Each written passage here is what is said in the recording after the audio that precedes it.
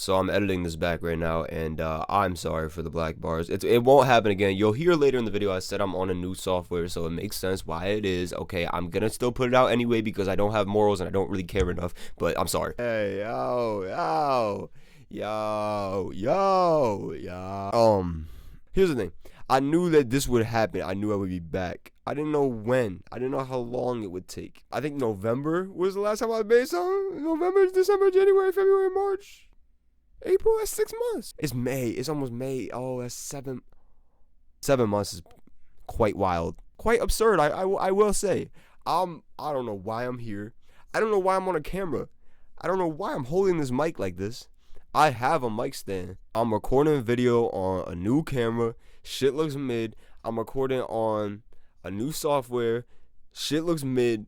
I swear to God, it's making my mic sound a little bit worse, but you know, I don't know. I could just be in my head. I don't know. There's a lot of things I don't know right now. Yeah, so as normal, I have no direction with this. This isn't even like my first like means of content creation, so I'm definitely not prioritizing this. Like I'm gonna disappear again is what I'm basically saying, and I might switch up content. Like as you can see, here I am, right? And you know what's funny is like because all this, the reason I be so inactive because I'm lazy, right? I could do it, but I'm lazy. All this, I'm here on this camera and I keep doing this, right? I don't know why I'm pointing to you like this, but the reason I keep doing it and the reason you see it and not something else and you have to see me, I'm so sorry that you do, but the reason is because I'm lazy. I don't have to pull clips off the internet to use.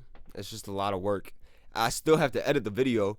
I still gotta chop it up, but I don't know. I don't know what I think I gained from showing my ugly ass face other than maybe hate comments. But you already know what I'm here to do. I'm here to talk about a little bit of the game, you know what I'm saying? I want to play the game too, so get ready, man. Let's talk NBA playoffs though, for real, because that's why we're here. Talk a little bit of basketball.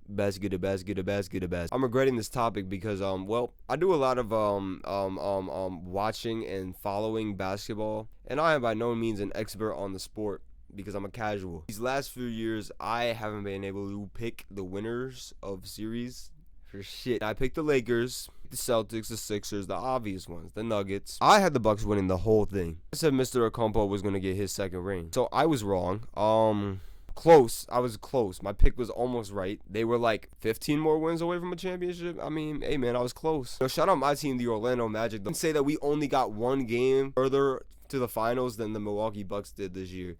You ask me, that's a stride. I want to talk about this Giannis narrative though. Failure. The narrative of failure, I think what people have to understand, just like everything in sports, you know, I always like to talk about things being subjective because people forget that. Hell, am I leaning back and forth so much? God damn. One thing y'all need to know about failure is that is exactly what you are. Precisely. You are a failure. Nah, but like, you know, players and fans look at the game differently, right? Like we've established that. And they have to because the game has different value for us, right? Like it is a hobby for us to follow the game. It is something we enjoy to do. And yes, basketball players enjoy playing basketball, but it's their job. It holds more value to them. So of course, to Giannis, he didn't fail when he makes so $1 million a year, has another MVP caliber or MVP season, and has another year of good health and makes it through the year, and his family's good, and he grew. You know what I mean? Like, of course, that's never gonna be a failure to him. As fans, we can say that our season was a failure, our team. Makes perfect sense for us fans because there's no value behind it. Like, there's no moral behind us